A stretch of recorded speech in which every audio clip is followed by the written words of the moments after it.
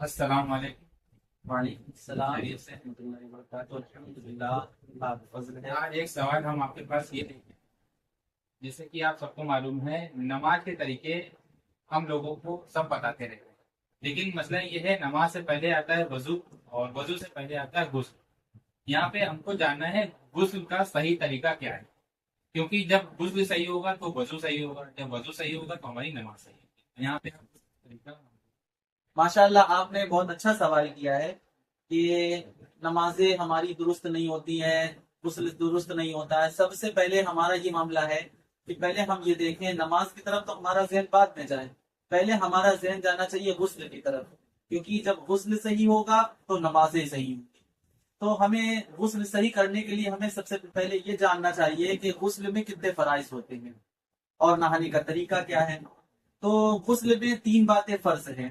پہلا ہے کلی کرنا، دوسرا ہے ناک کی نرم ہڈی تک پانی چڑھانا، اور تیسرا ہے پورے ظاہری بدن پہ پانی بہانا، ایک رویا بھی سوکھا نہ رہ جائے۔ اب یہاں پہ بات یہ آتی ہے کہ نہایا کس طرح جائے، اس کا سنت طریقہ کیا ہے۔ غسل کی شروعات کیسے کرنی ہے؟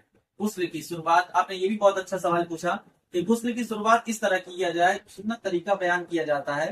علماء بیان کرتے ہیں کہ سب سے پہلے نیت کیا جائے، اگر ناپاک ہیں تو غسل جنابت کی نیت کر لیں، اور نیت بھی دل کے ارادے کو کہتے ہیں، زبان سے کہنا ضروری نہیں ہے، افضل ہے دل میں سوچ لے کہ ہم غسل جنابت کر رہے ہیں، یا ایسے ہی سنت جمعہ کے دن نہا رہے ہیں تو سنت کی وجہ سے نہا رہے ہیں۔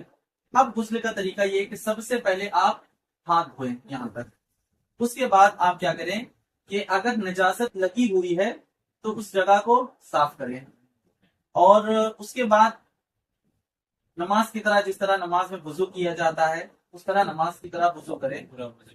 جی۔ اور پھر اس کے بعد آپ پانی بہانا شروع کریں۔ اب پانی بہانے کا طریقہ یہ ہے کہ پہلے تین تین مگے دائیں کندھے کی طرف، اور تین مگے بائیں طرف، اور پھر پورا بدن بہایا جائے۔